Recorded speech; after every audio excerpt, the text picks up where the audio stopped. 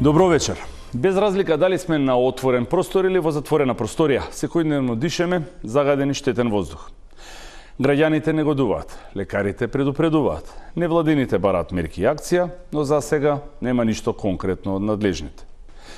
Допрва следуваат деновите каде што концентрацијата на убиствените PM честички ќе се мери во стотици микрограми на кубен метар, а веќе е потребен шал или маска за да може да се дише на отворен простор. Бебињата, децата, бремените жени, возрастните, сите се изложени на штетните влијанија на аерозагадувањето со години, па можеби и со декади. Колку загадениот воздух го ослабнува имунитетот и какви хронични болести предизвикува кај децата и возрастните. Колку аерозагадувањето влијае врз ширењето на заразите, вирусите и епидемиолошката слика и состојба.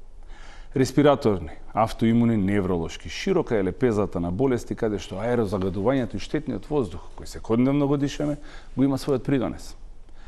PM честичките го земаат својот данок во живот додека на хартија се коваат стратегии, акциски планови, а во реалноста речиси ништо не се превзема. И останува да ги полагаме надежите во дожд или во ветер. Колку смртни случаи годишно има во Македонија како последица на загадениот воздух? Дали воопшто може да се достигнат граничните вредности на Светската здравствена организација? За ризиците и последиците од безброј пати ветеното, а никогаш исполнетото, вечерва во студиото на Топ Тема ќе зборувам со професор доктор Деска Димитриевска, пулмолог и председател на Македонското респираторно здружение. Добро вечер. Добро вечер. Мој гостин во студиото е професор доктор Александар Сајковски, педијатар. Добро вечер. Добро вечер. И професор доктор Мирјана Димовска од Институтот за јавно здравје. Добро вечер. Добро вечер. Дебатите на оваа тема по обичај некако се овој период, најчесто есен и зима, кога Скопје доминира на светските листи за градови со најзагаден амбиентален воздух. Денеска, како што кажавме пред малку, имавме среќа па неколку мерни станици што функционираат се со протокалова и зелена боја. Ке почнам со вас, професорке, доктор Димитриевска. Колкав ризик представува загадениот амбиентален воздух за човековото здравје? Ризикот по здравјето на луѓето е огромен, затоа што секоја од тие PM честички содржи во својот состав комбинација на хемикалии кои што едноставно кажано се отрови. Кога тие ќе дојдат во контакт со човечкиот организам, односно кои ќе се вдишат, тие хемикалии со влажната слузница создаваат хемиски соединенија кои што се вистински отрови и ги оштетуваат не само органите за дишење, туку преку циркулацијата се носат во сите ткива и органи на човечкиот организам. Значи не постои ткиво или орган кој што не страда од вдишување на овие PM честички.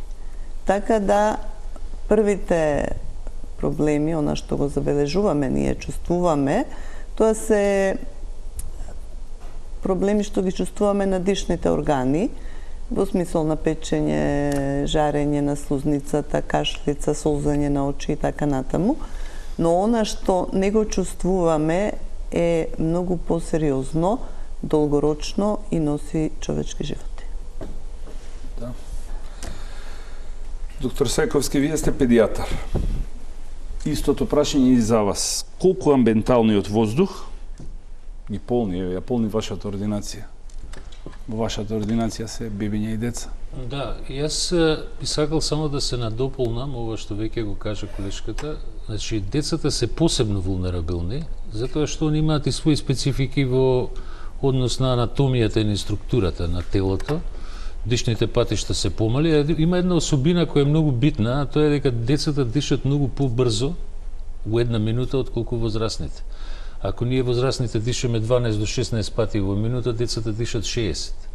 Значи, они имаат поголем обрт на волумен на воздух, ако се мали дишните патишта, и поголем е внесот. Друго, децата се, втор елемент многу битен, помали. Они се поблиску до земјата и оние токсични материи кои што доаѓаат од земјата и од возилата што возат, издувните гасови од возилата, директно може да влијаат и они побрзо ги вдишуваат отколку ние возрастните. И она што е клучно битно, она што е основна разлика во однос на возрастната популација, Тоа е кај децата моментот што нивните органи, имунолошкиот систем и сите други органи се во фаза на развивање. Значи, фаза на развој. Децата во првите 5 години, на пример, имаат посебно зрење на имунолошкиот систем. Развојот на мозокот исто така. Во првата година, за време бременоста, нели, во тек од ембрион додека се роди бебе е најинтензивен, но првата година е огромен растот на мозокот. Така да страдаат многу органи, не само белодробието, и за нас е многу важно што страда и мозокот и сивата маса на децата.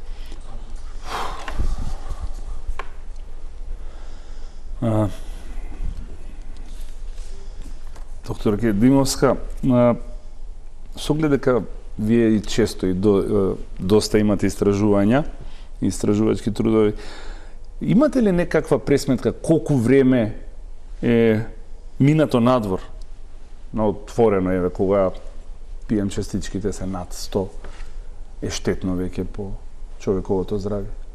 Посакувам да имаше такви пресметки, затоа што влијанието на загадениот воздух зависат од повеќе фактори. Дел од тие фактори ги кажа колегите, како што се возраста, значи генетски предиспонирани фактори, пол, возраст, приемчивост, сукцептибилност на самиот организам, кој што е различно од човек до човек. Не постои студија која што ќе вели толку време поминато надвор, на отворено или па дури во затворена просторија, затоа што не треба да го заборавиме и квалитетот на воздухот во затворени простори, кој што и текако може да влијае на нашето здравје, ќе доведат до тие ефекти, затоа што се зависи од време на изложеност, односно време на експозиција, дали е тоа часови, денови или години, како што ние имаме веќе неколку години на хронична изложеност, велиме, ќе зависи од индивидуални карактеристики на поединецот, пол, возраст, генетика и така натаму, но многу зависи и од некои животни стилови и фактори. Дополнително го обтоварува, дополнителни ризик фактори се дебелина, која што не еднаш и за време на ковид пандемијата беше спомната како главен коморбидитет за смртноста што ја имавме, понатаму хипертензијата, диабетот, некои хронични респираторни заболувања кои што се резултат на животни стилови и навики на поединецот и така натаму. Така да резимирам, одговор на вашето прашање би било не постојат такви студии, меѓутоа за среќа постојат студии кои што може да проценат колку од тие што починале од вкупната смртност починале заради квалитетот на воздухот, при тоа елиминирајќи ги другите ризик фактори, особено пушењето како главен ризик фактор за настанување на голем дел на симптоматологија и болести кои што се причини и за заболување на смрт, а може да се припишат и на пушењето и на аерозагадувањето. Да, за таа бројка подолу малку ќе зборуваме. Доктор Димитриевска, како е кај вас во вашите ординации на пулмологија? Имате ли наплив на пациенти во овој период со респираторни проблеми или не? Како последица секако на воздухот надвор што е? Големен е бројот на пациенти во нашите амбуланти и на клиниката. И тоа имаме две категории на луѓе кои што е зголемен нивниот број. Сите луѓе кои што имаат хронични респираторни заболувања, пред се луѓе со хронична обструктивна белодробна болест, луѓе со астма, со интерстицијални белодробни заболувања, сега имаат влошување на нивната состојба, која што пред тоа и била во ремисија, велиме ние, значи стабилизирана со помош на терапија, пациентите си функционираат, но сега, откако се зголеми загадувањето, доаѓа до влошување на таа состојба и нив им треба додатна терапија или понекогаш и хоспитализација. Имаме и една друга категорија на луѓе, тоа се во принцип здрави луѓе, кои што започнуваат како некои банални вирози, но тие вирози за жал не поминуваат, бидејќи луѓето дишат воздух таков како што има Скопје. Сега тие вирози имаат пролонгирано дејство, прават системски ефекти и на нив исто така им треба сериозен лекарски пристап. Доктор Сековски, за амбиенталниот воздух е, да речеме, совирано прашање дека е штетен.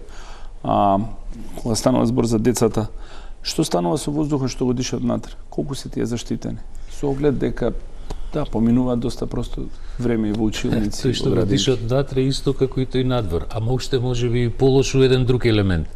затоа што кога збориме за внатрешниот воздух, тој доаѓа унутра грејењето, ако се користат, да речеме, горива од типот на дрва, ќумур, да речеме, и готвењето, кое што исто така може да биде фактор за загадување на внатрешниот простор. И трето, нормално пушење. Значи, ако родителите или семејството пушат, значи, неминовно дека колку е надвор, толку е и внатре, може би дури зависи од тоа како се користи, како се спрема храната и се она како се функционира во едно општество. Но би сакал само да додадам, апропо ова што веќе го отворивме како тема, знаете, многу е трагично кога ќе чуете некои бројки. Например, ние имаме официјална информација од сите светски значени институции дека 7 милиони деца годишно умираат како предвремено родени деца, родени од мајки кои што живееле во средини со високо аерозагадување. Затоа што PM честичките по 2,5 и помали, кај бремените жени ја поминува плацентата и прави еден воспалителен процес, а тоа не се само, како што вие споменавте, не се само честичките, него и други субстанции, како што е сулфур диоксид, азот диоксид, јаглероден моноксид, озон, например, исто така многу присутен доле, близко до земјата. И, например, во земјите на Европска Унија, членките на Европска Унија, 400.000 годишно предвремено родени деца умираат поради влијание на аерозагадувањето. Значи, тоа видите, тоа е страшна бројка. И покрај тоа, ние цело време зборуваме, барем, јас можем да кажам, во педијатријата, нашата главна синтагма е заштитите ги бремените жени, новородените деца и децата воопшто. Нешто што ние треба да го направиме, а у суштина може би утре они ќе кажат кога ќе пораснат, вие сте криви за тоа што не заштитивте. Да. Ако дозволите само во контекст на колегата ова што го изјави за ефектите, особено на оние што се највулнерабилни и најдрагоцени, нашите деца и нашите поколенија, би кажала и би ги спомнала резултатите од последниот извештај на УНИЦЕФ, објавен пред месец-два. Велат дека во нашава земја од 9 починати новороденчиња и доенчиња, значи тоа се деца до 12 месечна возраст, од 9 починати, едно починало заради загаден воздух. Тоа звучи алармантно голема бројка. Меѓутоа, не велам дека е олеснителна околност, но сепак подобро стоиме од европскиот просек и просекот на Централна Азија. Таму на секои 5 починати деца починало едно заради аерозагадување. Каде е тука разликата? Не дека ние имаме идеален воздух, напротив. Меѓутоа, главно нашите деца и ние како возрастни сме изложени на загаден амбиентен воздух, на надворешен воздух. Оптоварувањето е за нешто нијанса помало внатре во затворените простори. За разлика од децата и луѓето во Централна Азија, тие се многу повеќе изложени на воздух загаден во внатрешните простори, затоа што, како што спомна докторот, тие и готват, се греат, особено жените и малите деца кои што се постојано со своите мајки готват во огништа внатре во домот. За среќа, ние тоа оптоварување не е толкав јавно здравствен проблем, затоа што дури во селата и во руралните средини веќе наголемо се потребуваат шпорати на струја. Меѓутоа, сепак квалитетот на воздухот не е нешто значително подобар од оној амбиенталниот и тоа го покажи последната студија на UNDP објавена вчера. Официјалните резултати ќе ги добиеме набрзо, меѓутоа го докажа истото, дека и воздухот во затворените простории заради употреба на грејни тела кои што се базирани на фосилни горива и tekako е лош, особено во зимскиот период. Да, имаме училишта, имаме болници што се греат и функционираат на мазут. Во руралните средини особено, еве сум имала прилика сите села на Шарпланина да ги прошетам, навистина училиштата, богати села, се работи за навистина богати куќи, ќе видите асфалтирани улици, значи воопшто немате впечаток дека се работи за рурална средина, меѓутоа во училиштата енергетска ефикасност е мисловна именка, прозори кои што ниту се затварат, а камоли да кипат доколку има потреба, и сите речиси без исклучок се греат на ќумбиња. Знаете, оние најпримитивни уреди за загревање. Најдостапен е тој материјал за огрев е најдостапен. И учителите и децата се одговорни за ложење и одржување на оганот. Ова секогаш го потенцирам и на нашите предавања, на моите предавања, затоа што нашите студенти имаат представа дека сите ние живееме со висок стандард, онака како што живееме по градовите. Нека прошетаат малце во селска средина да видат особено во училиштата во каква состојба нису училиштата во рурална средина. Да. Видете, истото и сега додека се подготвував, додека барав информации за емисијава. Например, има неколку болници што се греат на мазут. Имате детската клиника во Козле. 65 тони мазут годишно троши. Болницата во Тешево. Рекордер е во Битола болницата. 675 тони мазут. Тоа кога ги изгорат, тие пак загадува. Добро, има планови да се модернизира грењето, да се приклучат на гласификација, меѓутоа, еве конкретно за физикална терапија, за заводот за физикална терапија, болницата, како што нарековте, тој план добри 3 години можеби слушам дека еве во финална фаза да се гасифицира, до каде навистина немам информација, но прочитав таа информација јас дека се уште се греат на мазот и оваа зима. Тоа е проблемот што тие информации ги слушаме со години, ама некако не проаѓа. Одиме со првиот блок реклами.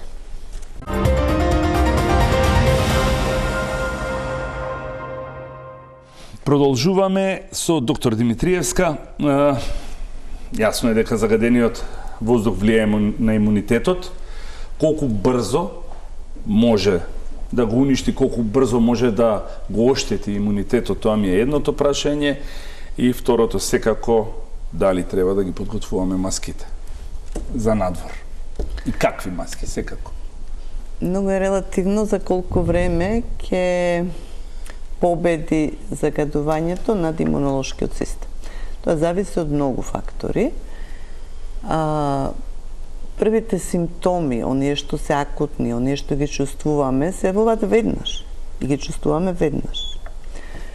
Другите, кои што страдаат ткивата и органите, понекогаш е потребно месеци, години и децении за да последиците се манифестираат. Затоа што како резултат на загадениот воздух, веќе кажав, не само што страдаат дишните патишта, но го зголемен бројот на срцеви удари, например. Зголемен е бројот на мозочните инсулти. Зголемен е бројот на малигни заболувања, и тоа не само малигни заболувања на дишните патишта. И сега, за да се развие и клинички се манифестира една таква здравствена состојба, понекогаш е потребно подолг период и многу пати тешко е да се прецизира во процент колку загадениот воздух придонел да таа болест се манифестира. Знаете како, можеби состојбата не би се развила ако човекот живеел во некои услови каде што има сосема поинако воздух за дишење. Од тука одговорот точно за колку време кој систем ќе се предаде не може да се каже, но како и да е, на секој имунолошки систем отровите што ги внесуваме секој ден не му помагаат, напротив го деструираат. И тука ќе се јави уште некој додатен момент, ендоген, екзоген, и веќе проблемот настанува. Што се однесува до маските, дали треба да се носат, препораките се да секоја можна ситуација се избегнува изложеноста. Прво, препораките се да не се излегува надвор кога се високи концентрациите на овие честички, да се бира период на денот кога е помало аерозагадувањето. Да, но сепак тоа се идеални услови, доктор. Да не се прават физички активности било какви, затоа што, како што кажа доктор Сајковски, со поголем број на вдишуваме повеќе отровни материи. Затоа се забрануваат сите спортски активности, физички активности на отворено и така натаму. Носење на маска е заштитен фактор и помага да се намали количината на тие вдишани честички. Меѓутоа не е апсолутна заштита. Сега, какви маски? Секоја маска дава некаква заштита. Колку е пософистицирана, колку е наменски направена, да ги постојат со филтри, вакви, такви, да не навлегувам јас во технологија која што постои. Колку е по-софистициран тој филтер, толку повеќе штити од загадениот воздух. Само ако може да дополнам овде, што сега јас со деца работам, баш околу имунолошкиот систем. Значи, ке децата имунолошкиот систем зрее. Значи, кај нас возрастните, он е веќе Да. созреан, функционира во целиот свој обсек. Проблемот кај децата е што овие штетни материи, овие отрови, меѓу и не се само аерозагадувањето, тука ви се и овие пестициди, органофосфати и разни хербициди што се користат во индустријата. Они може да направат многу латентни и суптилни промени во имунолошкиот систем. И кај децата во првите години од животот, тој така наречен неспецифичен имунитет е одличен, но специфичниот имунитет зрее. И изложеноста на овие токсични материи кои што влагаат во циркулација, они може да направат многу суптилна промена во имунолошкиот систем која стои латентно. И во еден момент, што рековте, после година, 2, 5, не знаеме кога, некој тригер фактор да активира и да се појави некое заболување. И тоа денеска нас ни се случува во педиатријата, да се појавуваат болести кои што порано не биле така чести. Значи имаме страутно зголемување на број на деца со малигни болести. Малигните болести во основа се проблем на имунитетот, така. Имаме страутно зголемен број на деца со алергии. Значи кај нас веќе над 25% од детската популација е со некоја форма на алергија. Имаме автоимуни болести кои по принцип не би требало така масовно да се појавуваат кај децата. Имаме и други заболувања, значи и психосоцијални заболувања, мислам и на ниво на централниот нервен систем, нешто што ни ствара голем проблем во рутинската пракса во педиатријата. Никогаш не знаеме кој е тригер факторот кој што ќе го активира целиот тој процес за да се појави некакво од тие тешки заболувања, но факт е дека се зголемува бројот. Еден од надворешните фактори кои што драматично влијае на тоа е и ова аерозагадување, да кажем. Значи не е само белодробието, тоа сакам да кажам, трпи целото тело. Тоа и беше кога објаснуваше докторката Димитриевска. Се таложи со време, и она, знаете, после два, па не знам од кај ми е сега, од кај се случи ова. Да. Имаше едно истражување, доктор Сајковски, дека децата во Скопскиот регион имаат помал капацитет на белите дробови. Тоа е точно или не? Да, тоа сте го нашли, точно. Тоа беше студија која што беше правена, интересна една студија од колегите од пулмологија. Точно е тоа. Сега, еден од факторите може да е и тотална неактивност, да кажем, и аерозагадувањето дополнително. Но има повеќе студии кои што се правени особено во алергиската структура на децата, алергии и појава на астма кај децата, што исто така, знаете, не е спорно дека може да се појави астма, меѓутоа ние се поише ги имаме тие деца. И повторно и астмата е на некој начин заболување кое е врзано со тој имунолошки одговор. Иначе точно е дека е помал капацитетот. Добро, општо познато е дека аерозагадувањето го намалува и функционалноста на и белодробните капацитети, затоа што, како што кажа колегите, детето не се раѓа со максималниот капацитет на белите дробови, туку максималната зрелост ја достигнуваат кај девојчињата нешто порано, во околу пубертетот кога завршува, кај момчињата некаде до 20-та година. Така да максималниот капацитет и функционалност практично децата ја доживуваат на таа возраст. Меѓутоа сепак во контекст на респираторните заболувања највисока е стапката кај најмалите, значи кај децата кај под 5 годишна возраст, особено кај доенчињата и новороденчињата, оние што се предвремено родени деца или пак и нормално родени деца, меѓутоа во првите 28 дена. Тоа бројни епидемиолошки студии го докажале и затоа и ден денес во статистиката и во епидемиологијата како главен индикатор се користи смртност на деца под 5 годишна возраст. Колку и да е тоа мала бројка, за среќа е мала. Ние порано имавме прилично висока смртност на новороденчиња и на доенчиња, за среќа со здружени сили на колегите клиничари, со подобрување на неонатологијата и така натаму во нашите родилишта, но и со помош на меѓународните UN организации на Обединетите нации, особено УНИЦЕФ работеше на оваа проблематика, смртноста е падната. Меѓутоа, највулнерабилни се оние најмалите, И затоа последниот извештај што претходно го спомнав практично се однесува токму на таа смртност, колку и да се мали бројките кај нас затоа што сме и мала земја, но и ја намаливме прилично смртноста на новороденчиња, сепак се тоа непотребно изгубени животи. Од 9 деца што починале, едно да ви починува заради аерозагадување, тоа е некаде во европски во рамки 12% од вкупната смртност вкупната смртност кај дечињата, така да непотребно ги губиме, а велиме дека сите овие атрибутивни смртни случаи, значи случаи што може да се припишат на аерозагадување, се високо превентабилни. Значи нема потреба да ги губиме. Тоа дете едно што починало можело да биде спасено и да преживе. Доколку се превземе овој. Апсолутно. Континуирано финансирање на мерки и спроведување на мерки. Не само ние имаме одлични закони, одлични стратегии, одлични национални, локални акциони, не национални, се извинувам, локални акциони планови за намалување на аерозагадувањето и подобрување на квалитетот на воздухот. 10 поголеми општини ги направија тие локални планови. Најголемиот дел од нив се изгласани. Меѓутоа, да не остане само мртво слово на хартија.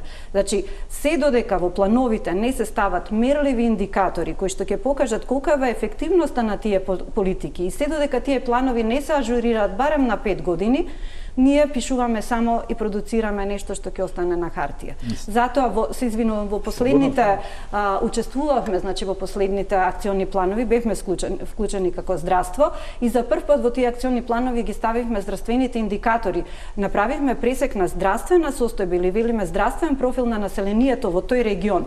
Анализираме старосни групи, дали доминира старосно население, старо население, дали доминира младо население, деца од предучилишна, училишна возраст, и така натаму, значи направивме профил кој што е, да речеме, базна линија, од која што во понатамошните години ќе служи за споредба да се види дали тие мерки вродиле со плод. Ако се прави ревизија и follow-up или следење, како сакате наречете го, на ефективноста на тие мерки, здравствените индикатори се главните да видите дали сте успеале да го подобрите здравјето, затоа што сите декларативно се залагаме и велиме дека практично здравјето е во центарот на сите политики, меѓутоа тоа е само на хартија. Ниедна здравствена стратегија не ги зема овие здравствени индикатори, иако се обврска на државата да бидат мерливи и да се следат со текот на годините. Не еднократно само за потреби на некоја студија да се направат, него да се следат во текот на годините дали мерките што ги преземат државата или локалната самоуправа вродуваат со плод. Ја мислам дека и локалната самоуправа имаше обврска секоја година до Министерството да доставува за екологија, за животна средина, да доставува акцијските планови кои се мерки ќе ги превземат и потоа на крајот од годината резултати, ама мислам дека тоа е само... Има добри национални, барем тие 10 градови за кои што имам информација, има добри изработени, затоа што и беа истите усвоени од советите на ниво на локална самоуправа. Значи, самата локална самоуправа се обврзува да ги постави целите што сака да ги постигне следните 5 години. Добро. Недостасуваат само, значи, кој ќе ги следи, односно евалуира тие политики и да се користат тие мерливи индикатори. За среќа успеавме да ги ставиме здравствените индикатори во тие национални еколошки акциони планови. Сега следува кој ќе ги евалуира и да се види, следниот извештај да видиме дали имала некаква импакт, односно влијание врз здравјето, дали се подобрило или се влошило. И дали се целосно спроведени, секако. Секако акцентот го ставивме на оние што се највулнерабилни, децата под 5 годишна возраст и онаа возрастна популација 65 години, зашто и нашите студии што ги правиме во Институтот за јавно здравје покажаа дека возрастната група 65 плюс се особено вулнерабилни, значи и оние во принцип до 100-та година е возрастната структура на нашето население, но највулнерабилна е возрастната група 75 до 80 години. Највисока смртност заради аерозагадување е во таа група кај возрастната популација 75 до 80 години. Затоа со сите... Да, извините што ве прекинам, ама тоа се должи и на дополнително инфекциите кои што ги добиваат, да речеме, нели? Во Соединетите американски држави 650.000 луѓе, возрастни луѓе во таа возрастна категорија умираат од стрептококни пнеумонии. Значи претходно и у суштина го носи морталитетот. Апсолутно, да. Репетирачките инфекции се знае дека доведуваат и до зголемен ризик од смрт.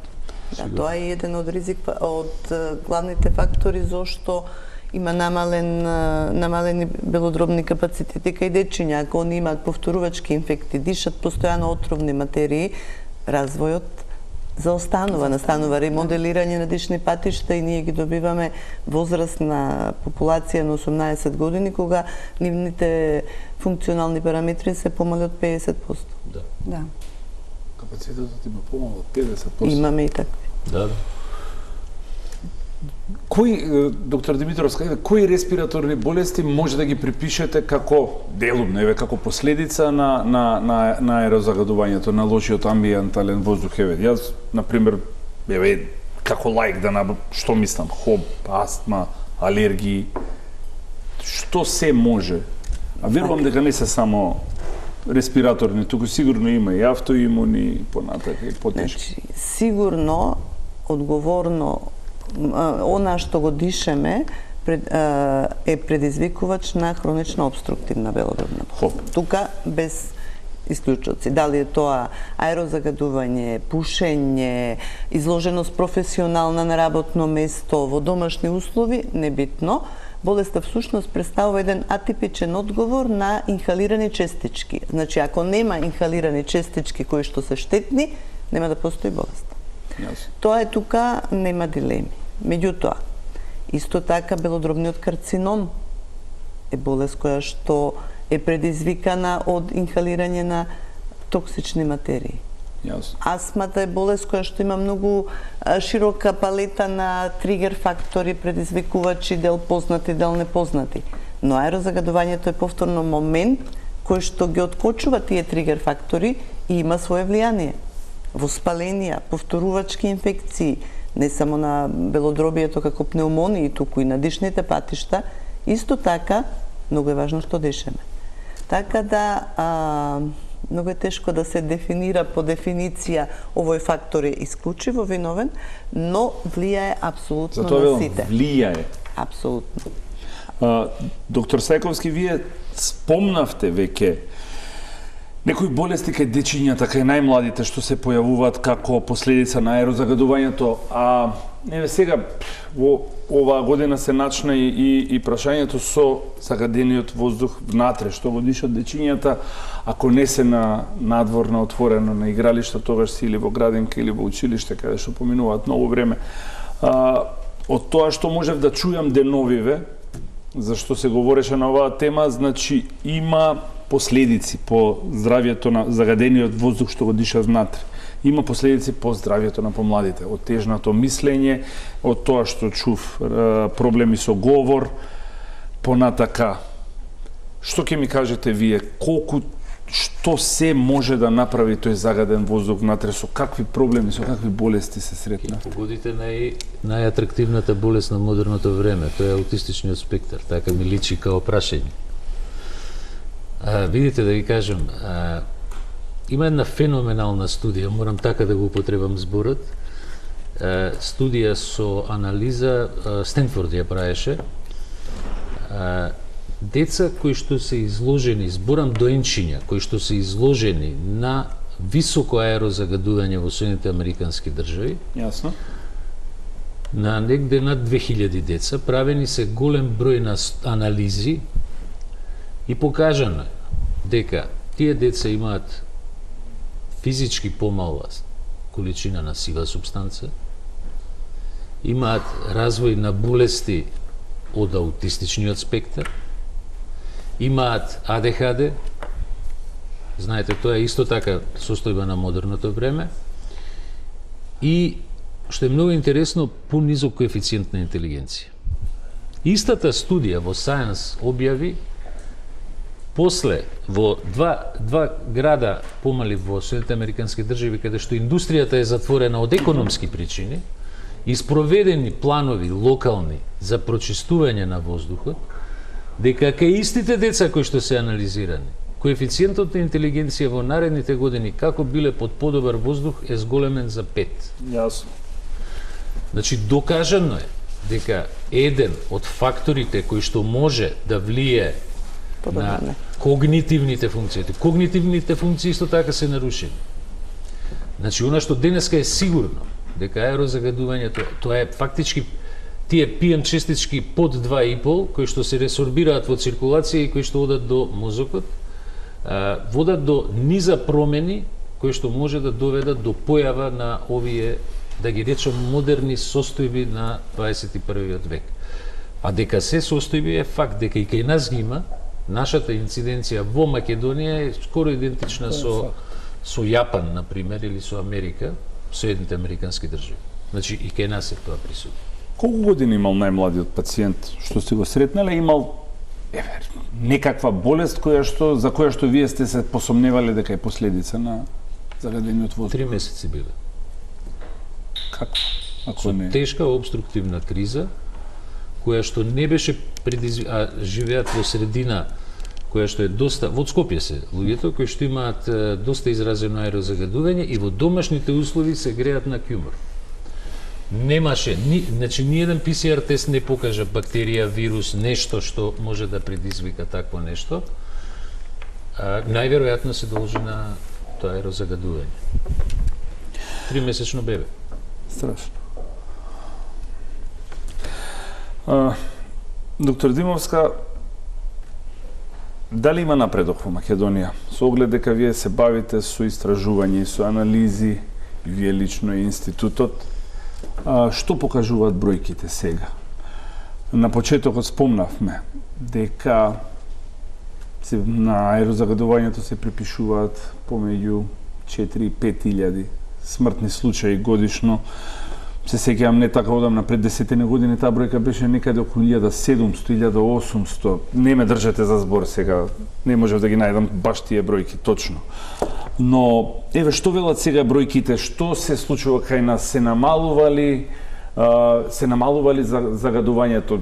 Јас сам, ние како граѓани сме сведоци, имаше некои козметички пиар кампањи, субвенции за инвертори, за велосипеди, за електрични тротинети, но тоа дали е тоа влегување во срцта на проблемот или е само гребење по површина? Колку тоа помогнало? Што се случува? Би го разделила вашето прашање на два дела. Првото е што велат бројките. За жал, за среќа сум превентивен доктор. Јас тоа што го гледат колегите како пациенти, јас го гледам и анализирам преку бројки. Анализирам морбидитет. За жал, морбидитетот не можеме да го потребиме како индикатор дали се подобрува или влошува здравствената состојба од било кој еколошки фактор, затоа што добивам податоци само од јавно-здравствените институции, приватните институции не се вклучени во мои термини, не можам таму да ги влечам податоците, барем таква беше состојбата до лани. Оваа година ги зимам на крај на годината, па ќе видиме дали има некој подобрување во смисла да се влечат податоци од приватните клиники. Но смртноста, не дека јас сум фиксирана за смртноста, меѓутоа сите епидемиолошки студии базирани на смртноста се најсигурни од повеќе статистички фактори, меѓу другото човекот умира еднаш, а може неколку пати во текот на животот да се разболува и дека тие мискласификации или погрешно кодирање, несоодветно кодирање при шифрирање на болеста кога клиничарите работат со толку пациенти, нормално дека не можат секогаш да обрнат максимално внимание која дијагноза да одберат точно, особено до втора децимал. Значи, смртноста, ја анализирав пред за потребите на оваа емисија, ги рефреширав податоците што ги имам, така да, што вели смртноста? Општата смртност, од сите причини на смрт, анализирав 6-7 години, последните 6-7 години, има тренд на пораст.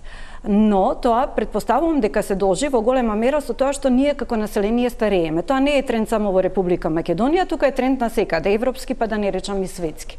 Меѓутоа, смртноста на кардиоваскулаторните и циркулаторните болести опаѓа.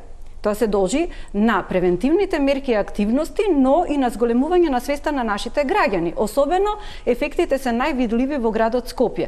Тука живеат помлади луѓе, работоспособно население, имаме пониска стапка на младо население по 14 години во градот Скопје, но имаме повисока стапка на работоспособно население и забележуваме и во самиот град дека многу млади луѓе се физички активни, дали во теретани, во вежбални, во трчаат и така натаму се качуваат на водно и слично. Тоа е главен индикатор дека превентивните мерки и високата свест кај одредена популација може да вроди долгорочно со промени во овој случај на добро. Она што се зголемува дискретно е порастот од смртност од респираторни заболувања, која што иако е толку мала, да речеме само 4 до 5% од вкупните смртни случаи во нашата држава, главно нашите граѓани починуваат од кардиоваскуларни и цереброваскуларни заболувања, односно инфаркт на миокард, исхемична болест на срцето, мозочен удар, тоа се некаде 45 до 60%, зависи од град во град. Меѓутоа, доминантно обтоварување доаѓа од циркулаторните заболувања. Тие има тренд на опаѓање, трендот на смртноста од респираторни заболувања во благ пораст, меѓутоа можеби се должи од 2019-2020 година со појавата на ковид. Тие години тие трендови ни ги нарушија затоа што имавме екстремна прекомерна смртност заради ковид кризата, ковид пандемијата, но она што е исто така добро, што забележав многу благ пат на карциномот на бели дробови, кој што директно може да се поврзе со долгорачна изложеност на загаден воздух. Не знам како е додено до тоа, дали се работи за некоја погрешна мискласификација, диагностицирање или не знам што, меѓутоа или не е погрешен статистички податок, затоа што треба да земеме во предвид дека нашата нација е за жал броена во најпушачката нација во Европа. Значи ги срушивме сите рекорди, наместо пред некоја година процентот на пушачи во Република Македонија беше 45% и сега е веќе над 50%. И оној закон кој што навистина можевме да се пофалиме за забрана на пушење во јавни простори, направивме фарса од тоа. Можеме и сведочиме дека не можеме да отидеме на ручек, на вечера во ниеден ресторан затоа што се пуши насекаде и во затворена и на отворени простори. Треба да подолг тренд да се следи карциномот на бели дробови затоа што мултифакторијални се причините за негово настанување, но сепак ќе се следи, ќе се види дали е навистина опаѓачки трендот на карциномот, но генерално она што ме загрижи е порастот, ова што го кажа и колегите, на малигните заболувања во Република Македонија. Има тренд на пораст, особено во градот Скопје, за жал, не ги анализирам сите градови, затоа што навистина имаме дефицит со човечки ресурси во институциите каде што работиме, но она што го изанализирав, градот Скопје има нешто поголема стапка на малигни, односно на неоплазми, во кои што доминираат малигните неоплазми, карциномите, нешто повисоко од националниот просек и таа стапка, односно трендот е растички на малигните неоплазми.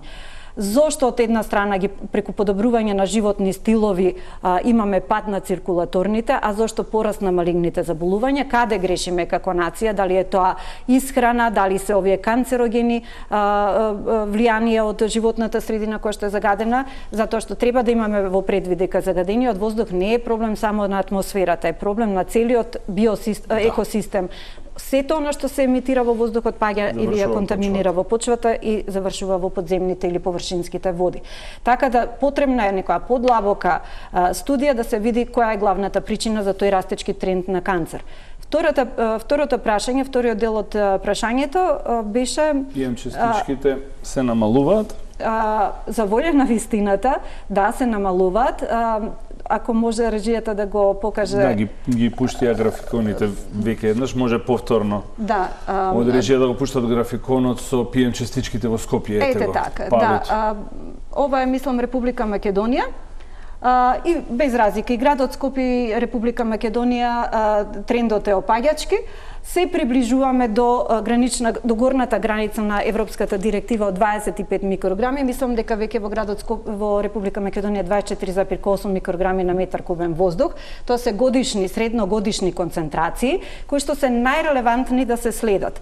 Затоа што да, имаме екстреми, 24 часовните вредности се покачуваат. Еве, оваа недела имавме повисоки гранични вредности, не беа екстремни, меѓутоа беа далеку над пропишаните, но најрелевантни се овие средногодишни концентрации кои што треба да видат, преку кои што можеме да видиме дали трендот опаѓачки или не. Особено се забележува дека трендот опаѓачки од 2019-2020 година, кога го имавме ковид пандемијата. Тоа беше за нас како истражувачи идеален момент да видиме како локдаунот или затворањето на градовите ќе доведе до подобрување на квалитет на воздухот, и тој момент го искористивме ние во Институтот за јавно здравје и направивме таква студија. Што покажа студијата? Буквално беше во корелација и со наодите на сите европски и светски студии, дека и да ги затворите целосно границите, не може да падне концентрацијата на ПМ частичките и на другите загадувачки материи на нула. Не постои нула измерена концентрација. Падна во градот Скопје и во другите градови, Куманово, Битола, Тетово, што ги анализирав, падна не повеќе од 20%. Најголем пад беше забележен и тоа најголемите пад на концентрација имаме токму во градот Скопје, затоа што има впечаток личен мој дека мерките најстрого се имплементираа за време на ковид пандемијата тука во Скопје.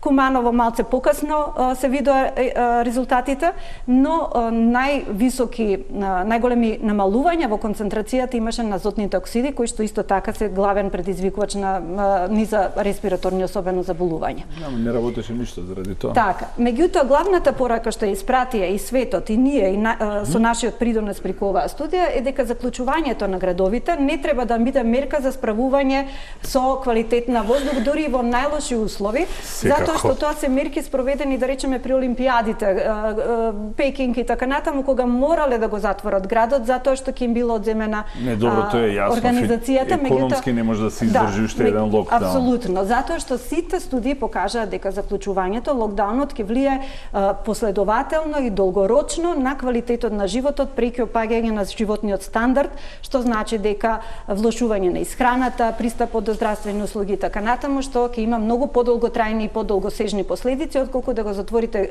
градот за да го подобрите воздухот. Значи да резимирам, квалитетот на воздухот се подобрува, но она што не оддалечува, ако дозволите, она што не оддалечува е новата гранична вредност на Светска здравствена организација за концентрација на PM2,5 честички. Пред 2-3 години се симна на 5 микрограми, а ние, ако забележавте, концентрацијата на PM2,5 частичките во Скопје и во Македонија е некаде околу 24,5, што е горната граница на Европската директива сега во моментот, што значи дека со овој тренд, ако продолжиме да намалуваме годишно концентрацијата за до 2 до 3 микрограми, ќе ни требаат од прилика 6-7 години да стигнеме до новата поставена вредност на Европската Унија и Европската директива од 10 микрограми. Затоа што ако се сеќавате во ланската емисија кога ви гостував и реков не верувам дека ќе биде граничната вредност поставена на 5 микрограми, затоа што се тоа индустријски развиени земји членки на Европска Унија, кои што ги земаат во предвид граничните вредности на СЗО, кои што на Светска здравствена организација, кои што имаат главна цел да го заштитат здравјето на населението, не ги гледаат економските импликации. Додека Европската директива ги зема и тие ефекти, затоа што не можете да уништите економијата само за да го заштитите здравјето на луѓето. Така да се оствари очекувањата мои дека ќе биде некаде измеѓу и новата гранична вредност е 10 микрограми. Ние во моментот имаме 24 микрограми, што значи дека 14 микрограми можеме да ги постигнеме за 6 до 7 години до 2030. Тоа е гранична вредност што треба и земјите членки на Европска Унија со план и стратегија. Достижна е ако продолжиме вака, меѓутоа само во контекст на вашата констатација, голем придонес во тоа имаат и климатските промени. Да не се залажуваме дека имаме некакви мерки, не знам какви стратегии, имаме одлични на хартија. Ветровите денови имаше многу. И топли, високи температури дури во зимски месеци. Ова е класичен пример оваа недела што ни се случува. Првиот момент околу 6-7 кога паднаа температурите, 6-7 ноември, кога паднаа температурите, беше период од прилика на викенд, веднаш рипна концентрациите на PM2,5 частичките. Со првиот пат на посериозен пад на температурата. Денес и вчера е повисоки дневните просечни температури и веднаш квалитетот на воздух е за нијанса подобар, но исто така мислам и лично сметам дека има влијание тоа што луѓето одат на работа во текот на работните денови, додека полоше квалитетот на воздухот во текот на викендите кога остануваат дома, освен ако не отидат надвор од државата. Пред да одиме на реклами, сакам да зборуваме за, тоест ќе зборуваме за уште една категорија на граѓани кои што, на луѓе кои што ги речи си да не ги спомнав или барем не ве прашав директно за вас, за двајцата, и доктор Димовски и доктор Сајковски. На удар се бремените жени и родилките. Што велат вашите искуства? Повелете. Бремените жени се многу вулнерабилни на загадениот воздух, затоа што тука имаме двојно страдање. Страда мајката, со се она што кажавме до сега. Незиниот имунитет и фрагилност во тек на бременоста се многу поосетливи и она е поизложена на сите овие работи што веќе ги кажавме. И од друга страна кажавме дека аерозагадувањето ја поминува плацентата, било како PM честичка, било како растворени хемикалии во различни форми и тие директно го атакуваат плодот додека е во утробата на мајката и доведуваат до различен облик на страдање на плодот. Најбанални работи се намалена родилна тежина и така натаму, но студиите реферираат и за многу посериозни пореметувања на развој на плодот, со вродени аномалии, со мртвородени плодови и така натаму. Така да трудниците се категорија на популација која што се многу вулнерабилни и треба да бидат заштитени на секој можен начин од негативното дејство на аерозагадувањето. Доктор Стајковски, вашите искуства? Да, потполно се слагам. Знаете како, бремените жени треба да бидат навистина многу добро негувани и чувани во едно општество. Посебно и во нашава земја, затоа што наталитетот ни е драматично паднат, нели, глобално. Вие гледате дека и бројот на живородени деца е паднат многу ниско. Значи, ако земете повеќе десетици илјади деца помалку се раѓаат сега отколку, да речеме, првите години после Втората светска војна. Она што ние директно го гледаме, тоа е раѓање на деца, ова што го спомена колешката, раѓање на деца со пониска родилна тежина, смрт на фетусот и раѓање на деца со предвремено родени деца. А предвремено родените деца, значи на почетокот на емисијата кога споменав дека 7 милиони деца умираат во светот, предвремено родени деца, тој е податок кој што е од Светска здравствена јадуница. Значи не е од овака податок. Поврзано со предвремено раѓање заради високо аерозагадување. Најмногу е тоа изразено во пониско развиените земји, економски пониско развиените земји, но го има и во високо развиените во Европска унија. Значи тоа за мене како педијатар, значи прво многу е битно да се има во предвид дека кога една мајка ќе роди предвремено дете, тоа е прво голема траума и шок за семејството, но и голем трошок за семејството и за државата. Да. Значи, ние треба да се бориме да тој прематуритет се намали колку може повеќе. Еден од факторите, ако имаме добри акциони планови, за ова аерозагадување. Ако ние во Македонија, мислам, сепак со толкав наталитет многу помало од колку што е во големите земји, нели? Мораме да преземеме мерки да тоа го подобриме. И сега, кога се мерките во прашање, морам да ви кажам нешто што е многу интересно. Например, имате средини, имате, да речеме, болници, имате места каде што се користат високо развиени пречистителни машини, да кажам, нели, и самиот внатрешен воздух е добар. Но кога ќе излезете надвор, без оглед дали е тоа на работа, нели, или тоа дома сте го направиле, кога ќе излезете надвор, вие сте на удар на аерозагадувањето. Ние често пати ги советуваме родителите, особено кај деца кои што се прематурни, па нели поминале, кои што имаат проблеми респираторни понатаму, кои после во тек на животот ќе поминат кај колегите на клиника за пулмологија, често пати ги советуваме да вршат што можат подобро пречистување на воздухот дома. Користење на апарати кои што ќе го прочистат воздухот. Сега, колку може тоа да се направи, тоа е едно од потенцијалните решенија, вака адхок решенија за едно семејство, да кажеме. Меѓутоа не е решение за цела држава. Одиме со реклами и се враќаме на последниот дел од емисијата.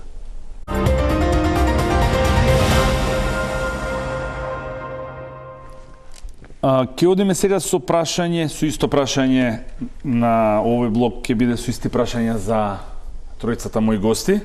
Првото прашање е дали сметате дека државата, надлежните институции прават доволно или прават воопшто, прават нешто за да се бориме против аерозагадувањето и да се намалува, да се подобрува квалитетот на воздухот? Ке почнеме од вас, доктор. Доволно не е очигледно, затоа што аерозагадувањето е високо. И седиме тука, да. Дали нешто се прави, ние како доктори тоа ќе го видиме за одложено време, нели, кога ќе почнат да се подобрува здравјето на луѓето. Така да јас лично немам податок дали нешто се прави, но дека е недоволно е очигледно. Што треба да се направи?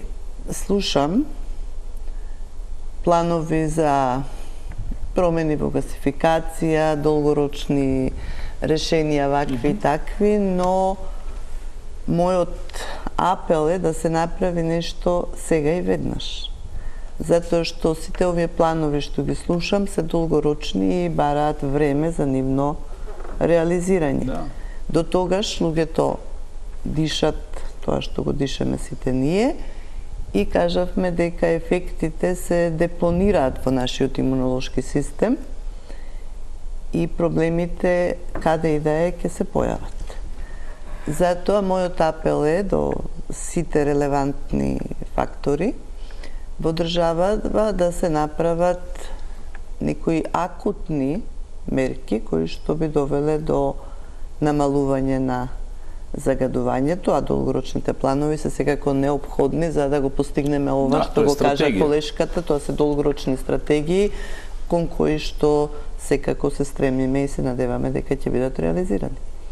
Доктор Сајковски? Дека не се прави ништо јасно ни на сите, нели? Мислам, тоа не е сега, тоа е 30-40 години назад. Но мене ми смета кога ќе каже некој државата дали прави. Па ние сме државата. Сите ние сме дел од таа приказна, нели? Мене најмногу ме боли што, да речеме, ние не можеме да направиме исчекор, да речеме во градинките да се направи, например, систем кој што ќе го прочистува воздухот во школите. Централна клима. Значи сите се крстиме во децата, а во суштина ништо не правиме, немаме ни нови школи, многу малци има, така. Значи дека треба нешто брзо да се направи, на вистина треба. Дали ќе се забрани, јас колку што знам сега епидемиолошки не сум сигурен, али колку што знам, некаде меѓу 15 и 20% од аерозагадувањето доаѓа од возилата. Да. Таков е негде, мислам, процентот. Се тркаат со индустријата во Значи, зависност од периодот. возилата, сите оние возила кои што имаат голема елиминација на тие издувни гасови кои што се штетни, ја би ги забранил, искрено да ви кажам. Знам дека е деликатно како прашање, јасно ми е, меѓутоа нешто мора да се направи. Може би, да речеме, првите чекори би биле, по моje мислење, вашата функција, зборам медиумите, малце да сте погласни, заедно ние со вас, условно да речам погласни, да ги отвараме овие теми почесто, значи и во лето, а не само во зима. Да, 12 месеци во година. И едноставно да се обидеме да најдеме некои решенија сите заедно, да едноставно и децата наши и ние живееме во некое подобро катче, да кажем. Едноставно така гледано. А има методи со кои што може да се прочисти воздухот во кој што е, да речеме, школите, земете ги и градинките. Да, се согласувам потполно. Останувате вие, доктор Димовска, повелете. Драго ми е што колегата начна нешто што се нарекува студија за проценка на удели на емисии од кој сектор најмногу доаѓаат. Имавме еден период кога студијата што беше направена од страна на Министерството за животна средина за градот Скопје во 2015-16 година беше многу критикувана затоа што идентификуваа луѓето дека главен извор на загадување во градот Скопје ни представуваат домаќинствата. Па имаше полемики, па веднаш експерти од сите страни се јавија и ја оспоруваа таа студија. Повторената студија од нивна страна исто да го покаже дека домаќинствата загадуваат со 30 домаќинствата и јавните објекти кои што се греат на фосила, вклучително здравствените институции кои што се греат на нафта, мазот и така натаму, значи се главните и доминантни загадувачи во градот Скопје. За среќа, после неколку години, пред некој ден беше промовирани резултатите на студијата на UNDP, во други дополнителни 5 града, Струга, Кавадарци, не ме фаќате за збор за останатите кои беа, меѓутоа ги покажа истите резултати. Процентите горе-долу се исти. Значи, доминантен извор на загадување се домаќинствата и загревањето како фактор и загревањето на јавните објекти. Сообраќајот од прилика 20%, не ме фаќате за збор, ги чекам. Сообраќајот индустријата се 20%. Останатото се она што се појави со новата студија и се докажа со новата студија на UNDP сега последнава направена оваа година е дека доминантно во зимскиот период се тие извори на загадување, а во летниот период е сообраќајот и ресуспензија на честички. Што тоа значи? Се додека одиме по улица и нашите чевли се запрљани, значи не ни требаат мониторинг станици да видиме дека не имаме проблем со аерозагадување. Ресуспензијата, односно дробењето на крупната таа прашина што исталожена на нашите улици доведува до таа поситна прашина да лебди, затоа се нарекуваат лебдечки честички. Што значи дека да се подобри хигиената, значи доминантно, да се престане со ово урбано дивење, во кое што јавниот интерес се става како поинфериорен од интересот на бизнес секторот, особено на градежните предатори, јас би ги рекла. Да се престане со неконтролирано уништување на зеленилото, а тоа што го имаме да се одржува. Самите бевме сведоци со градскиот парк што се случи летово. Значи буквално требата беше заради ненаводнување и тоа зеленило што го имаме уништено. Сето тоа доведува уништеното зеленило и градењето буквално на целата градежна парцела, бетонизирањето на градот, да ние немаме зелени површини што ќе ги задржат тие покрупни честички прашина да не се трансферираат на нашите улици. И нормално со добра хигиена на улиците, така ќе намалиме контрибуцијата на тие честички во летниот период, што ја докаже оваа студија дека ни се проблем во летниот период. Сега, бидејќи толку упорно баравме да се направат студии, сметам лично дека веќе треба да се престане со тие source apportionment стадии, има доволно студии, UNDP и Министерство за животна средина што ги направи, ги докажа изворите на загадување во нашата држава, да престанеме да бидеме толку сумнителни за се и се што и да се насочиме сега кон мерки и активности. Значи доста зборување, ги имаме доказите, сме ги кумулирале, дајте да спроведеме мерки. Во однос на тоа дека ништо не се прави, се прави, но спорадично и нема континуитет. Не треба да чекаме UNDP, се извинувам, амбасади да ни ги решаваат локалните проблеми, меѓутоа мора да се потенцира одговорноста на локалната самоуправа од една страна, затоа што доста време хибернира и оставаа се на централните власти. Локалната самоуправа конечно да почне да спроведува тоа што си го предвиделе во националните и го најавиле и се обврзале, не само што го најавиле, граѓаните следниот пат ако не го имплементираат тоа во националните локални акциони планови, да знаат за кого ќе гласаат и дали ќе го изгласаат тој што се обврзал да ги спроведе мерките. Значи да имаме следење на ефективноста на тие локални акциони планови и она што е најзначајно и мораме и го начина и колегите како проблем. Државата сме ние луѓето. Конечно да прифатиме нашата индивидуална одговорност, затоа што и ние пред да периме со прст треба да се запрашаме што ние сме направиле за подобрување на животната средина. Се додека возиме автомобили за 100 метри, еден човек во еден автомобил, се додека гориме отпад и несоодветно се однесуваме управуваме со отпадот, немаме право да зборуваме и само да вперуваме и да чекаме локалната или централната. Не ги амнестирам ниту локалната, ниту централната власт.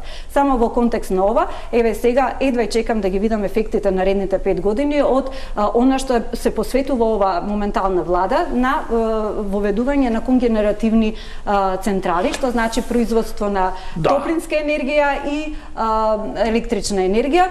Ќе ги видиме, постојат мерливи индикатори и ќе видиме да сме здрави и живи по 5 години минимум, дали ќе има ефекти врз подобрување на здравствените. Право да ги изградат. Така, студиите што ги работиме во институтот се едни од најдобрите индикатори и следење на овие стапки што ги спомнавме претходно на смртност, на морбидитет и така натаму, да видите што ви се случува во животната средина и нормално акцентот ќе оставиме на нешто низ индикатори, лакмус, малите дечиња под 5 годишна возраст и возрастната популација. Ви благодарам. Почитувани, тоа беше се за вечерашната емисија на Топ тема. Моите гости дадоа одлични информации за да ја доловат сликата што точно ни се случува и што нивим се случува, што гледаат на нивните работни места. Дадоа препораки, се надевам дека тие што треба да ги следат, ги ја гледа емисијава и ги чуја, ги слушнаа препораките, и веќе ќе почне нешто по-конкретно, по-опипливо да се прави, а во меѓувреме да, како што кажа, многу е и до нас за да дишеме подобар и поквалитетен и почист воздух. Ви благодарам за вниманието и ве повикувам да останете на програмата на телевизија Телма. Довидување.